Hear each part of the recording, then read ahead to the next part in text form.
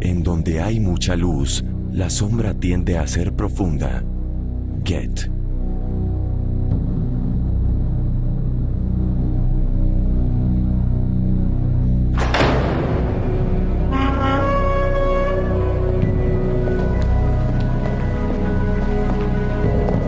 Hoy, alrededor del mundo, hay más de 4 millones de personas involucradas en la masonería. ¿Quiénes son estas personas? Sus secretos nos apasionan. Su discreción despierta nuestra curiosidad. No obstante, las mismas logias han olvidado de dónde vinieron. El mayor de sus misterios ha permanecido sin esclarecer durante siglos. ¿En dónde y cómo empezó todo? ¿Cuáles son los verdaderos orígenes de la masonería?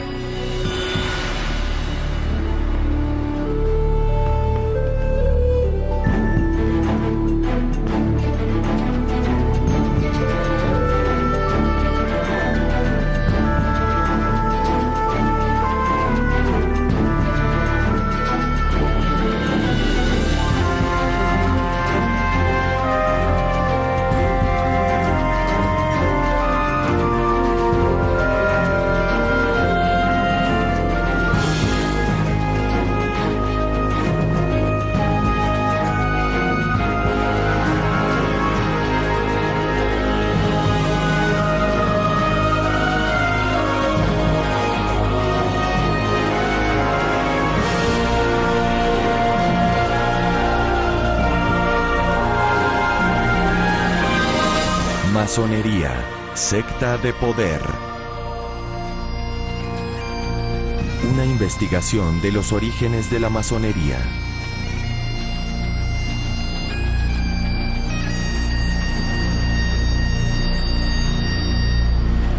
En el corazón de Londres se levanta uno de los templos masónicos más grandes del mundo. Oficialmente en esta ciudad empezó la masonería a principios del siglo XVIII. Para algunos, es una sociedad secreta envuelta en un profundo misterio. Para otros, es un grupo basado en la iniciación que promueve la fraternidad entre los seres humanos. Pero para muchos, es una red de negociantes codiciosos y de conspiradores. Los masones cultivan el misterio que a su vez levanta sospechas. Para el mundo de los masones, este círculo vicioso tendría consecuencias nefastas. Esto explica por qué, en 1738, la masonería fue excomulgada por el Papa Clemente XII. Sería el comienzo de una larga serie de condenas a los masones y sus secretos.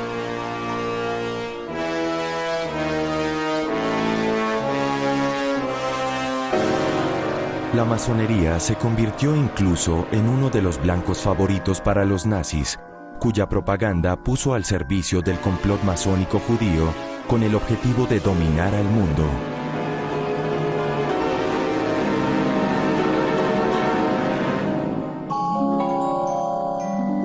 Este contexto de sospecha explica la percepción de una imagen caótica de la masonería. Caballeros templarios, rosacruces, alquimistas y otras tradiciones místicas se usan como teorías comunes de los orígenes de la masonería.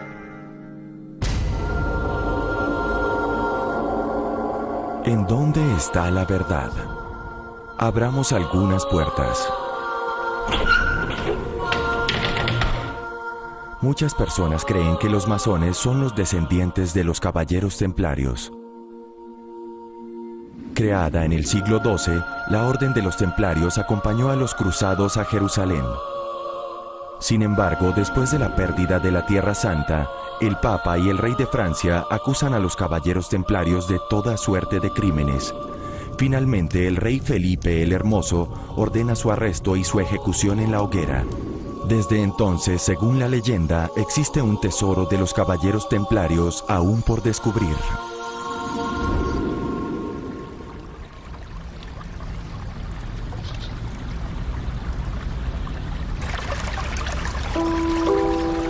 Cinco siglos después, en Francia, un masón escribió un discurso, cuya fama perdura, que expuso por primera vez la teoría de los caballeros templarios. ¿Es este el hombre que está en el origen de esta leyenda? Este es el hombre a quien llaman Caballero Ramsay, Andrew Ramsay, orador de la Gran Logia de Francia. Por ser orador, se esperaba que preparara conferencias para ser dictadas a los masones. El caballero Ramsay es escocés, huyó de las guerras religiosas en su país y se exilió en Francia. El miedo hace que el pueblo se disperse. Esta es nuestra historia.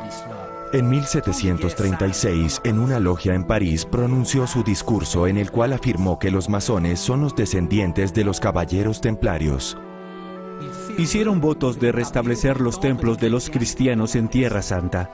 Juraron emplear su ciencia y sus bienes para devolver la arquitectura a su primitiva constitución. Y explica que durante las cruzadas, estos caballeros tenían dos misiones: construir los fuertes en los cuales podían refugiarse y luchar contra los infieles. En una mano tenían una espada y en la otra una herramienta. Y por primera vez, Ramsay le atribuye a la masonería un origen caballeresco. Desde entonces, nuestras logias llevaron el nombre de las logias de San Juan en todos los países. El discurso de Ramsay perdurará en los siglos y se grabará en la mente del público durante años. No obstante, la historia que narra existe solo en su propia imaginación. Nunca ha habido prueba establecida de afiliación con los caballeros templarios.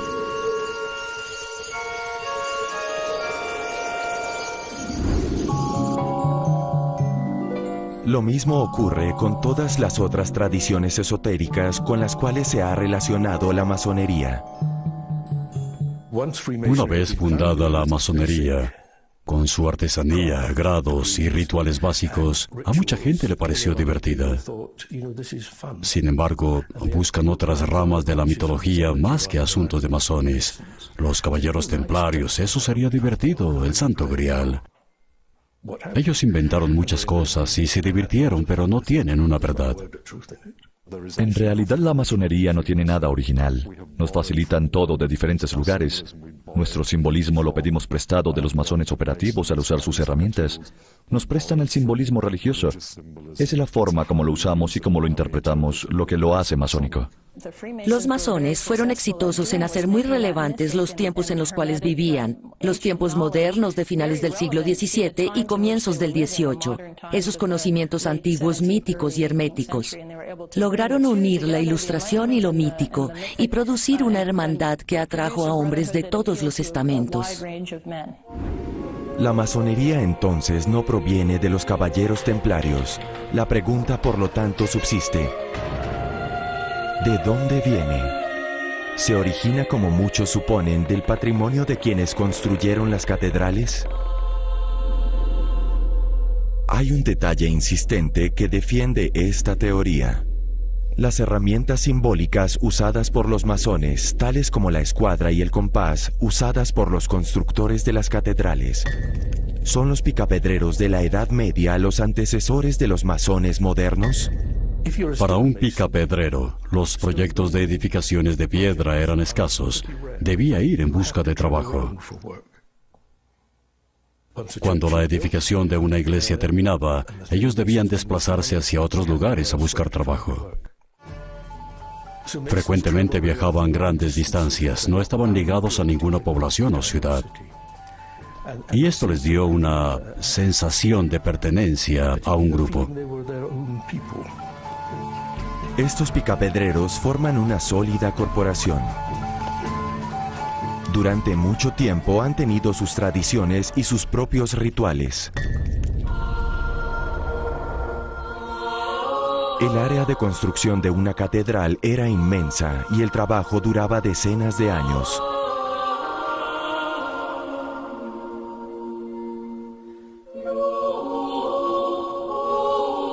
Al lado norte de la edificación, los picapedreros construían un refugio de madera que permanecía en pie hasta que terminaban la obra.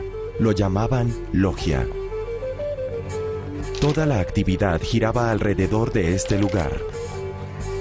Allá se refugian de la lluvia, comen, descansan o se preparan para el trabajo del siguiente día. Pero la logia no es solamente un lugar de descanso.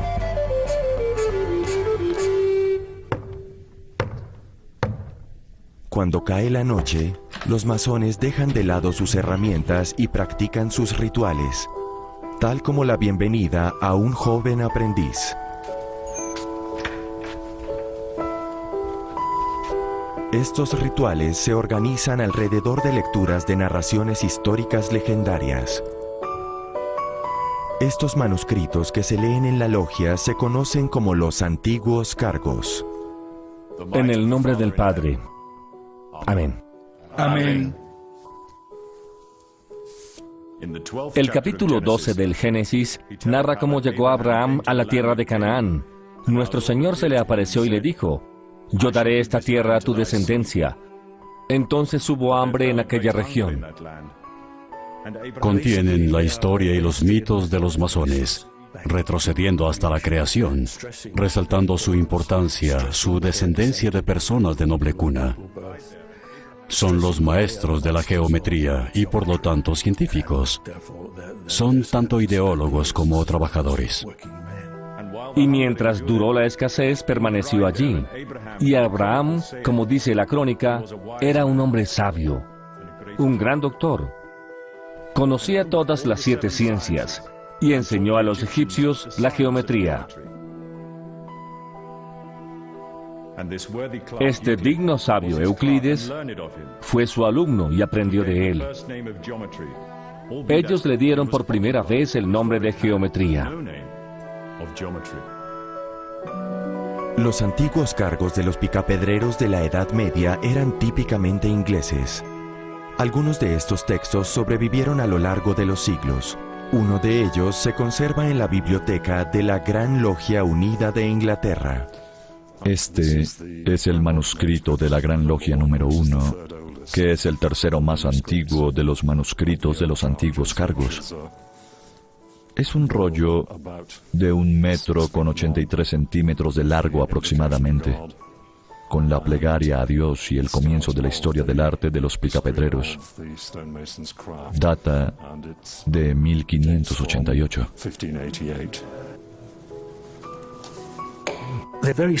Son manuscritos muy pequeños, de pocos centímetros, cuadernillos, y parece que se hicieron para que los picapedreros los cargaran, sugiriendo viajes otra vez. Estos picapedreros de la Edad Media no eran solo trabajadores. Tenían una corporación culta con sus rituales, leyendas y una espiritualidad altamente desarrollada. Esta es la geometría. Sobrevivieron estas logias de la Edad Media hasta el 24 de junio de 1717 y formaron en Londres, según dice la tradición masónica, la primera gran logia de los masones. Es una teoría atractiva, pero debe rechazarse. No había logias operativas trabajando en Inglaterra. El sistema de logias murió aproximadamente con las enormes construcciones en piedra. En la época Tudor se inició el cambio hacia las construcciones en ladrillo. Todo esto llevó a que personas sin conexión alguna con el arte de los picapedreros se convirtieran de pronto en masones. El misterio se profundiza. Las logias de los picapedreros habían desaparecido en Inglaterra. ¿Cómo entonces entró en existencia la primera gran logia? Para develar el misterio, regresemos al lugar y el tiempo del nacimiento oficial de la masonería. En Londres, el 24 de junio de 1717.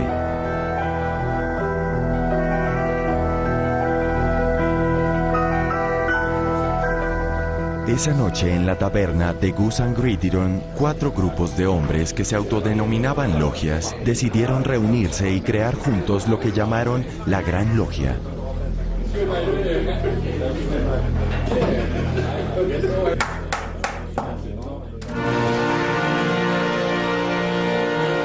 Queridos hermanos, votemos.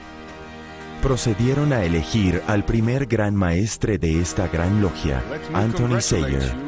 Felicitaciones. Este evento fue descrito algunos años después por un hombre que se hizo famoso,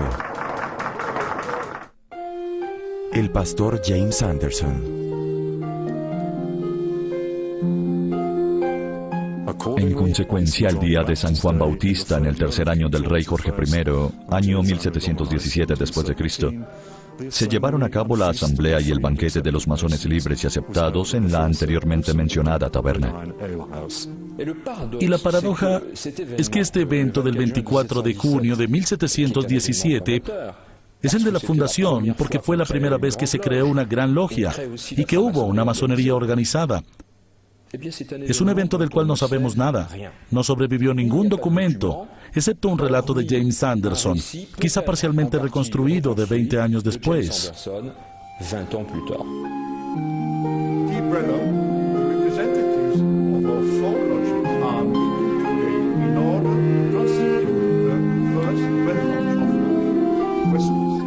Esto es problemático.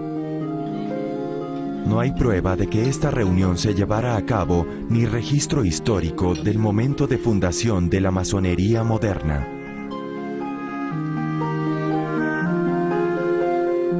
La pregunta, por lo tanto, es: ¿quiénes fueron los miembros y qué hicieron? En esa época, la Gran Logia de Londres reunió personas de origen modesto, pequeños tenderos, comerciantes, artesanos, gente humilde. Finalmente, el modelo reproducido es el de la hermandad. La hermandad está muy extendida en Europa desde el siglo XI. En la Edad Media, la vida es muy dura. No hay sistema de bienestar social.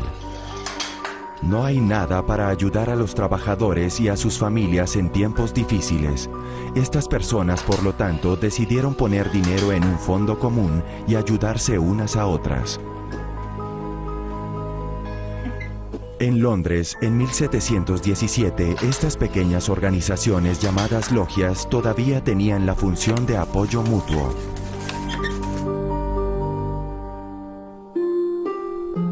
A comienzos del siglo XVIII, la idea de apoyo mutuo ya no es suficiente para congregar a las personas. Surge una nueva sociedad de comercio y tiempo libre. Los hombres tienen otros ideales y pronto se crearán clubes de muchas clases. Es una época en la cual hay multiplicación de sociedades, de asociaciones. Y para mí, este aspecto de homosociabilidad, de socializar con otras personas, es muy importante. Hay lugares en los cuales los hombres de diferentes corrientes religiosas y políticas pueden reunirse y tener amistad. Esto es todo muy masónico. Es una de las causas de la masonería, pero existía en un ámbito más amplio. Lo que tenía la masonería que las otras sociedades no tenían era un propósito serio. Los hombres se convertirían en mejores seres humanos, aprenderían a ser ciudadanos de sus países. Otro club ofrece un destacado ejemplo de esta nueva intención. Desde 1660, el objetivo de la Real Sociedad es reunir diferentes tipos de hombres alrededor del estudio de la ciencia. Tuvo considerable éxito y gracias a esta sociedad, la revolución científica llegó a Europa con los trabajos de Isaac Newton. De pronto llegó la confirmación de que el mundo obedece reglas que la mente humana puede formular. Ahora sabemos que muchos de los miembros de esta Real Sociedad estaban interesados en el club masónico que empezaba a surgir. Es importante saber que las nuevas ciencias no son enteramente científicas. Todavía están interesadas en la alquimia o en la hermética o en muchos otros temas que hoy día no consideramos científicos. Pero los miembros de la Real Sociedad los combinaban. La masonería era un vehículo lógico para hacerlo. Muy rápido, una verdadera moda masónica invade a Londres. Es un éxito arrollador que involucra a todas las clases sociales. El número de logias se multiplica. En 1723, solamente en Londres hay más de 30 logias. Y en pocos años explota. Nobles, burgueses, comerciantes, todos en Londres dicen, esta es la última locura. Y no es cualquier grupo. Lo más destacado son las órdenes masónicas, las logias. Se le insistía a la gente en que no debían escribir los rituales. Estos no debían imprimirse. Estaba prohibido publicar estos primeros rituales. No obstante, algunos relatos sobrevivieron. Los miembros de la logia se sentaban alrededor de una mesa sostenida sobre caballetes. En un retablo se dibujaba lo que se conocía como la logia. Había 2 columnas y se agregaban otros símbolos o herramientas. Solo entonces iniciaban la reunión de la logia. Después se borraban los dibujos y se servía la cena sobre la mesa. Las imágenes asociadas con los rituales de la masonería son muy poderosas y atractivas, y reúnen otros elementos importantes como la música, como los trajes, que las hacen muy interesantes. Los primeros masones de origen modesto se reemplazarán rápidamente. La moda atraerá personas con un perfil muy diferente. Los nobles y los caballeros harán su aparición. Su ingreso sellará definitivamente el destino de la institución.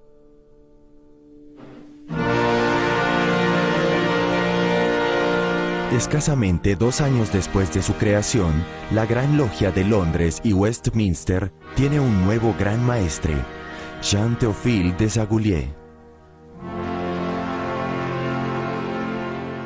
La llegada de Desaguliers es un evento trascendental que quizá no se percibió como tal en ese momento, pero no obstante es una verdadera revolución, porque Desaguliers no era un don nadie. Jean-Théophile Desaguliers salió de Francia con sus padres cuando era niño. Estos protestantes huían de la persecución después de la revocación del Edicto de Nantes. Hará una brillante carrera. Después de estudiar en Oxford, se convertirá en ministro de la Iglesia de Inglaterra, miembro de la Real Sociedad y seguidor de Newton. Toda su vida será un apasionado científico y una de las fuerzas impulsoras de la revolución newtoniana.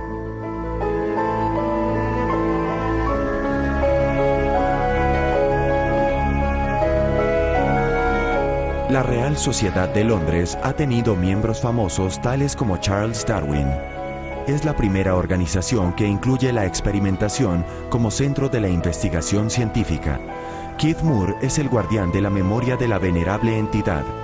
Desaguliers dejó su sello en la institución. Estaba en el centro de una red de personas interesadas en la ciencia. Pero no solo en la ciencia. Hablaba francés muy bien, latín y dictaba conferencias en 3 idiomas. Por lo tanto, su esfera de contacto no era solo británica, se extendía al continente también. Los trabajos de Desaguliers se conservan meticulosamente en la Real Sociedad. Estos archivos originales dan testimonio del medio científico en el cual vivió y trabajó. Aquí tenemos un informe de algunos de los experimentos de luz y color de Isaac Newton, llevados a cabo por Desaguliers en la Real Sociedad. Desaguliers repetía los experimentos de Newton. Aquí tenemos luz blanca descompuesta en sus partes constituyentes, rojo, naranja, amarillo, verde, y aquí en orden inverso. Muchos de los principales científicos de esa época eran grandes coleccionistas. Eso costaba mucho dinero. O en el caso de alguien como Desaguliers, necesitaban sumas considerables de dinero para costear experimentos y equipos. Se dice que su casa estaba llena de ellos. Los necesitaba para sus experimentos y para los cursos que dictaba en conferencias públicas. Era un gran divulgador de la ciencia y la filosofía newtoniana. Entró al clero para conseguir ingresos. La Real Sociedad le ayudó en términos de proyectos de ingeniería. Y los círculos de la masonería también le permitieron ganarse la vida por medio de financiación. Al igual que muchos otros científicos o artistas de su época, Desaguliers usó la masonería como red y conexión profesional para conseguir los medios necesarios para sus experimentos. En los 2 años siguientes, bajo su evidente ascendiente, una clase social completamente nueva entraría a la logia. Primero, personas pertenecientes a la burguesía, luego a la nobleza, con frecuencia a la comunidad científica. Y finalmente, y como culminación de su trabajo, en 1721 impulsa la elección como Gran Maestre de la Gran Logia de Londres del Duque de Montagu, en ese momento el hombre más rico de Inglaterra. Este hecho es irónico. Los masones afirman que en la logia masónica todos son iguales, todos están en el mismo nivel. Las distinciones sociales se ignoran. Sin embargo, quieren ser respetables teniendo miembros de la nobleza entre ellos, líderes de jerarquía social. Desaguliers logró esta transformación no solo cambiando a las personas, sino también reorganizando la estructura. En 1721 le encargó a un desconocido pastor escocés, James Anderson, la redacción de Las Constituciones, cuyo propósito era organizar a los masones y su forma de vida. Este pastor vive modestamente. A partir de 1720 enfrenta una serie de contratiempos financieros. Está fuertemente endeudado y su situación es precaria. Para sobrevivir, produce árboles genealógicos por pedido. En estas genealogías, completamente inventadas, crea para sus clientes un linaje famoso y prestigioso. Le pedirán que haga lo mismo para el nuevo club, la Gran Logia. Anderson proporcionará no solamente las reglas, sino también una historia para la nueva institución. Sin embargo, no son las ideas de Anderson las que se expresan, sino las de los dirigentes de la nueva Gran Logia, en particular las de Jean-Théophile Desaguliers. Todo lo que escribía lo revisaba un comité. Estaba autorizado antes de publicarse. Así llegaron a existir las famosas Constituciones de Anderson. Para respaldar sus relatos, Anderson profundizó en las historias de los picapedreros de la Edad Media, incluyendo desde luego los famosos antiguos cargos. Era un erudito en masonería, uno de los primeros, porque investigó documentos antiguos y los interpretó para sus contemporáneos. De ese momento en adelante, nos referimos a las Constituciones de Anderson. Quizá fue el texto más importante producido en la masonería. Su influencia fue enorme. Fueron traducidas a francés, alemán, italiano, a principios de la década de 1730, cuando la Gran Logia surgió en Europa y en el territorio que luego sería Estados Unidos de América. Anderson ligará a los miembros del nuevo club masónico de Londres con los picapedreros de la Edad Media. Anderson inventa un nexo con los picapedreros, pero afirma que los verdaderos antecesores de los masones son los varios sucesivos líderes del mundo desde Adán. Esta mentira es de hecho política. En esta forma crea legitimidad para los nuevos líderes de la logia, quienes son también la clase dirigente de la sociedad inglesa. El trabajo de Anderson es muy importante para establecer la autoridad moral de esta nueva organización. Si quisieras pertenecer a un club que se estableció la semana pasada, pero te dan la oportunidad de pertenecer a un club establecido hace 1000 años, ¿cuál elegirías? La tendencia natural es elegir el más antiguo, no el más nuevo. Con las reglamentaciones del libro de las constituciones, surge un patrón con Londres como centro y una expansión desde esta ciudad, importando otras logias, estableciéndolas deliberadamente, bajo una estructura centralizada con una cierta cantidad de control. El éxito es tal que las nuevas logias consideran que las tabernas son demasiado pequeñas para su actividad. En poco tiempo construyen sus propios salones de reunión llamados templos. El más antiguo de estos templos lo construyó en 1736 la logia Canongate Kilwinning en Edimburgo. Esta edificación, que está conservada, atestigua el ambiente de estas primeras reuniones y, lo más importante, el éxito arrollador de la masonería.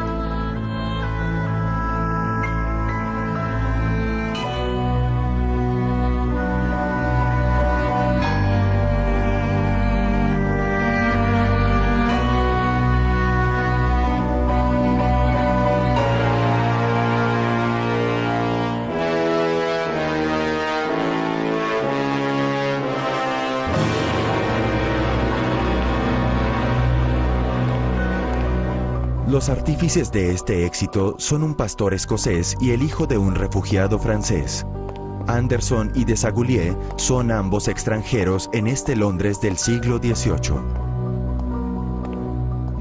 En las calles te tratan como un forastero, un clérigo no conformista, una persona marginal. Una logia masónica proporciona un espacio en el cual te aceptan incondicionalmente como hermano. Cuando Desaguliers pasó por una persecución religiosa, pudo sentirse atraído por esta idea masónica de tolerancia, respeto y fraternidad. Ya lo dice Anderson en sus escritos, la masonería es el centro de unión para reunir a quienes de otra manera hubieran estado siempre a una distancia perpetua. Inglaterra y Escocia se unieron recientemente en un solo reino, después de años de guerra civil, de caos político y religioso. Parece que es posible una paz precaria. Sin embargo, los escoceses no eran muy populares en Inglaterra en ese tiempo. ¿Por qué eligió Desaguliers a un escocés para redactar sus constituciones? La explicación está tal vez en un viaje profesional que Desaguliers hizo a Escocia unos meses atrás. En Edimburgo conoce una misteriosa institución, la logia Capilla de Mary. ¿Era esta una logia masónica igual a las de Londres? Desaguliers encuentra un lugar que usa símbolos de construcción masónicos que le son conocidos. Y lo más importante, parece ser mucho más antigua que cualquiera de las logias inglesas. La logia Capilla de Mary todavía existe y tiene actas de sus reuniones de siglos atrás. Excepcionalmente, Ewan Rutherford y Joseph MacArthur, ambos miembros de esta logia, aceptaron que se filmara por primera vez el informe original que registra la visita de Desaguliers hace 300 años. En este día, el Dr. Jean-Théophile Desaguliers, miembro de la Real Sociedad y capellán de Su Excelencia James, Duque de Chandois, antiguo maestre general de las logias masónicas en Inglaterra, estando en la ciudad y deseando tener una conferencia con el diácono guardián y los maestres masones de Edimburgo, solicitó una entrevista que se le concedió. Encontrándolo calificado en todos los aspectos de la masonería, lo recibieron como hermano en su sociedad. Para mí, es evidente que el Dr. Desaguliers, habiendo trabajado en la ciudad de Edimburgo, estaba enterado de la logia y su operación, porque quería entrevistarse con el diácono guardián y los maestres masones de Edimburgo. Quería conocer la logia. Había sido gran maestro de Inglaterra, según decía, pero querían estar seguros. Estoy seguro que para él era un honor visitar la logia de Edimburgo. Él era consciente de su larga existencia y apreciaba la antigüedad de la logia. Decidió que un escocés masón, que presumiblemente había conocido a Anderson en Londres anteriormente, era la mejor elección para redactar las constituciones, porque realmente conocía a fondo todo el tema masónico.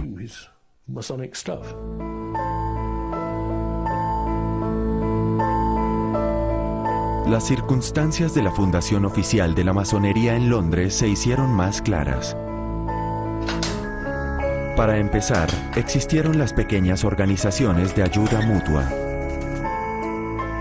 Posteriormente, la nobleza y los caballeros interesados en la ciencia y en una búsqueda de dimensión espiritual asumieron el control. Finalmente, Desaguliers usó la masonería para crear una institución y darle reglas y una historia.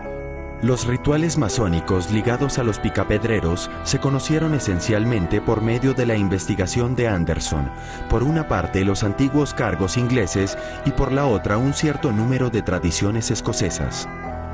Estas tradiciones son legado de las logias de los comerciantes escoceses, las cuales, como la Capilla de Mary, existían de tiempo atrás.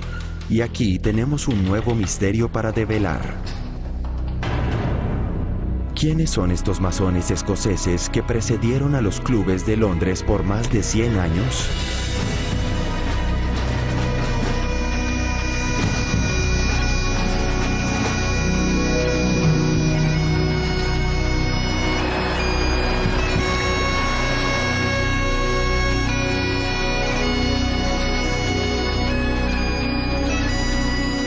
Para poder entender la clave escocesa de los verdaderos orígenes de la masonería, debemos acudir a David Stevenson. Desde hace 25 años estudia los archivos de las logias escocesas, cautivado por el espíritu de estos picapedreros. Miren sus logros. Observen el paisaje medieval. Hay casas domésticas de 2 pisos.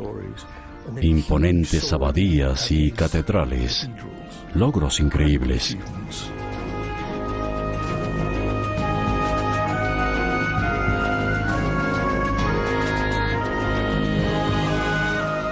Los masones dicen, somos los verdaderos arquitectos.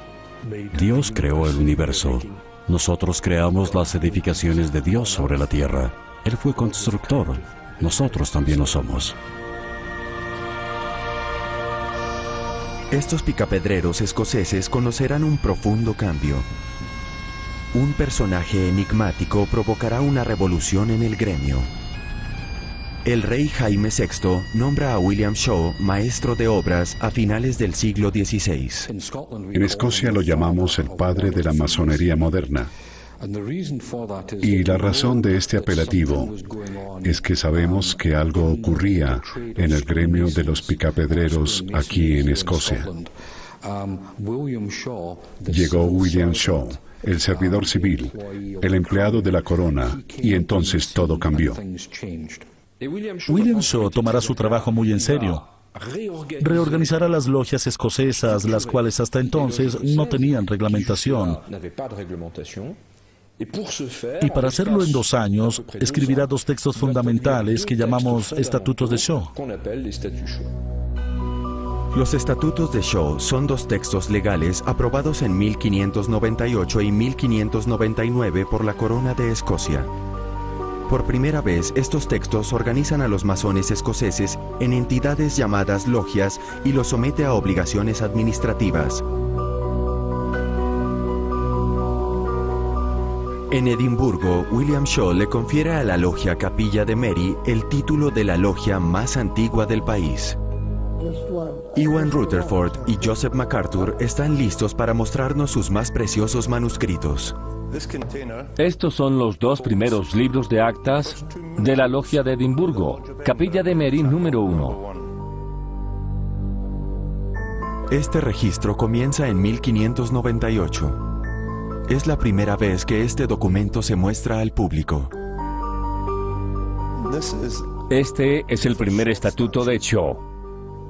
Y como pueden ver, está inscrito por William Cho, maestro de obras. La gran diferencia entre la logia de Edimburgo y cualquier otra logia es que tenemos registros que se remontan 400 años atrás a 1599, y al comienzo de nuestro libro de actas están los estatutos de Cho. Estos fueron inscritos en nuestro libro por William Cho. La espléndida medida de William Cho fue insistir en que cada logia tuviera un secretario que llevara registros escritos completos. ¿Qué más podría pedirle un historiador? Empiezan a fijar tarifas específicas de admisión. Hacen las cosas en forma más ordenada. Entonces, mirándolo en ese sentido, inventó la masonería moderna al formalizar las reuniones. Los estatutos de Cho también consolidan una antigua costumbre de los picapedreros, la palabra del masón. Dependiendo de la posición, de los niveles alcanzados, de las habilidades adquiridas, se asignaba al masón una palabra determinada o un apretón de manos. Según los estatutos de Cho, es la costumbre en las logias escocesas en esa época. Un maestre masón no tiene ninguna autorización para darle empleo a un trabajador que se lo solicite, si éste no le da su clave. Y esa clave es la palabra del masón. Por último, estos estatutos tienen otro aspecto fascinante. Unas pocas palabras cargadas con significado e historia tomadas de una espiritualidad especial, el arte de la memoria. Concebía un medio mediante el cual los picapedreros pudieran guardar sus secretos. Sabía que eran analfabetas, que no sabían leer ni escribir. Entonces les dijo, durante el año cada uno debe memorizar algo. Cada año se pondrá a prueba su habilidad para recitarlo en la logia, frente a los demás. Desde luego, es sorprendente encontrar no solo una alusión, sino una referencia muy evidente al arte de la memoria en un texto cuyo objetivo se supone que es reglamentar el trabajo en las logias masónicas operativas, porque es evidente que con el arte de la memoria aparece de pronto una tradición intelectual muy antigua.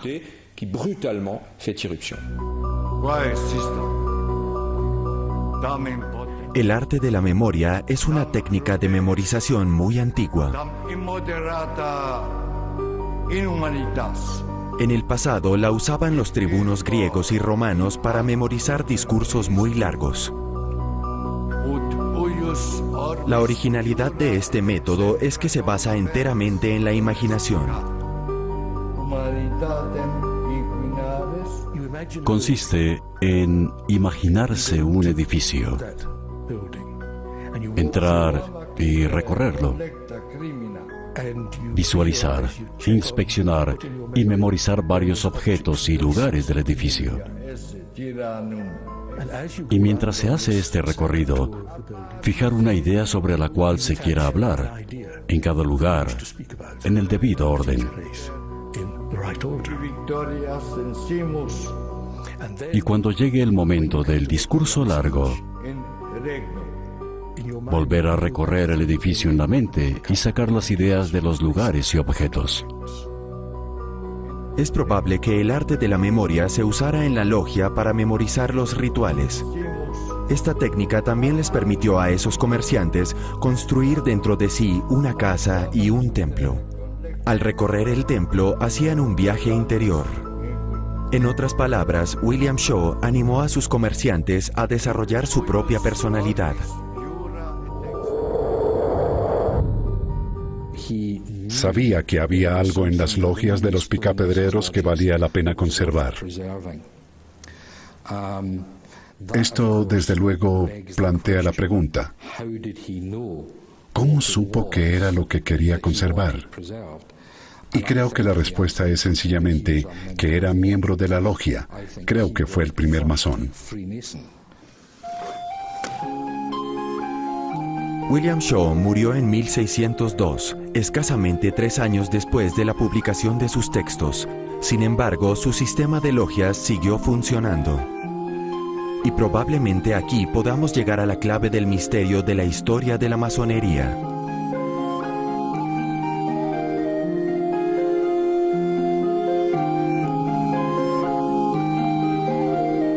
Aparecerá un nuevo fenómeno. Las logias de los picapedreros aceptarán en su seno, de cuando en cuando, hombres que no pertenecen a su orden. A estos recién llegados se les dirá masones caballeros. Los primeros en entrar a estas logias fueron aristócratas que trabajaban con el gobierno y eran responsables de construir palacios y castillos reales y edificaciones similares. Entonces había una conexión entre los picapedreros y estos aristócratas, una conexión de trabajo. Llegaban, hacían su iniciación y nadie volvía a verlos en la logia. No querían pertenecer a la organización, solo tenían curiosidad por los secretos y los rituales. La función de los masones caballeros en la historia de la masonería fue fundamental. Uno de estos masones caballeros ilustra perfectamente la actitud de estos hombres. Sir Robert Morey, iniciado por una ironía de la historia, la logia Capilla de Mary. Era intendente general del ejército escocés que sitiaba a Newcastle. Varios miembros de la logia de Edimburgo estaban claramente involucrados con el ejército y lo aceptaron como miembro de la logia. El rey dijo de Robert Morey que era un hombre que tenía su iglesia propia. Era un hombre muy creyente. Tenía también una masonería con sus propias creencias. En el momento de su iniciación, Robert Morey recibió una marca de masón, una señal, el pentáculo. La marca de masón es una antigua tradición de los picapedreros. Cada uno debía marcar su piedra para recibir su salario. Morey se identificará con esta marca toda su vida. La usará en documentos y en las cartas que dirige a sus corresponsales. No eligió una marca al azar. Eligió un pentáculo, que es un emblema muy antiguo, con mucho significado simbólico. Aprendió suficiente en esa sola reunión para poder moralizar con su marca de masón por el resto de su vida, sin volver jamás a la logia. Luego se convirtió en la fuerza principal tras la fundación de la Real Sociedad. ¿Puede todo esto atribuirse solo al azar? Encontramos a Robert Morey otra vez en Londres 50 años antes de la creación de la Gran Logia. Y es él quien se convierte en una de las figuras claves de la fundación de la Real Sociedad. Debido a la influencia de Morey con la familia real inglesa, la Real Sociedad obtuvo sus cédulas reales y su nombre. Fue un personaje muy importante desde 1660 en adelante. También se dice que era masón. Su filosofía era, llámese masónica o no, la tolerancia y la igualdad entre los hombres, de todas las clases y creencias. Esto se convirtió en una de las características principales de la Real Sociedad. No se discutía por religión o política, se socializaba y se hablaba de ciencia.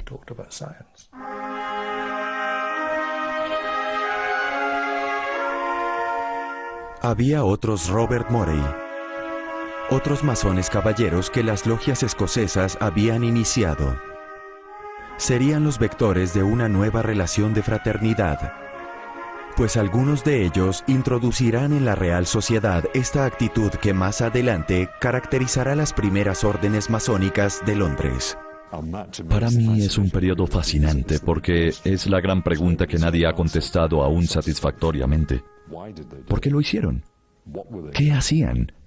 Creo que la respuesta más cercana es una idea que se ha venido desarrollando durante los últimos 30 o 35 años. Buscaban una manera de salvar la distancia, de resolver las dificultades religiosas y políticas. Querían unir a la gente. ¿Se puede pensar en que estos caballeros y los picapedreros escoceses que los recibieron eran masones? ¿La masonería la inventaron los escoceses en el siglo XVI o los londinenses en 1717? Los escoceses creen que empezó en su país. Los ingleses creen que en Inglaterra. El problema son las palabras operativa y especulativa que se aplican a la masonería. Y la creencia es que solo la forma especulativa podría ser una forma válida. Y todo esto parte desde la ideología sobre la cual se establece la Gran Logia. Es asunto de definición.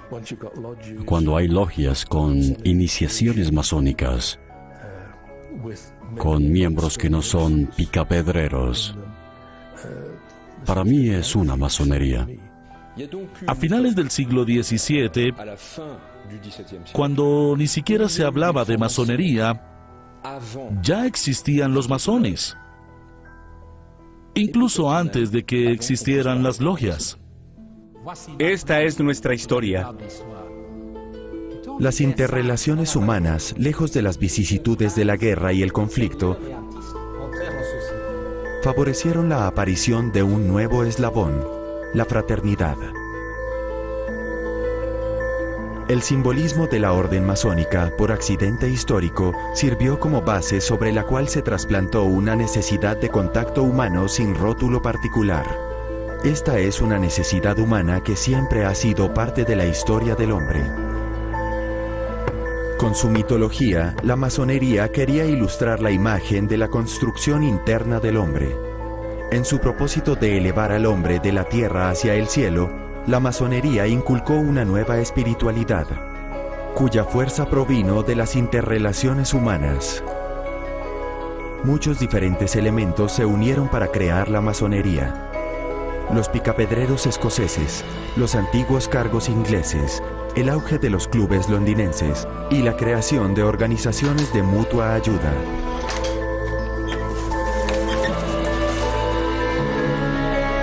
Una élite obsesionada tanto con las interrelaciones humanas como con el progreso científico.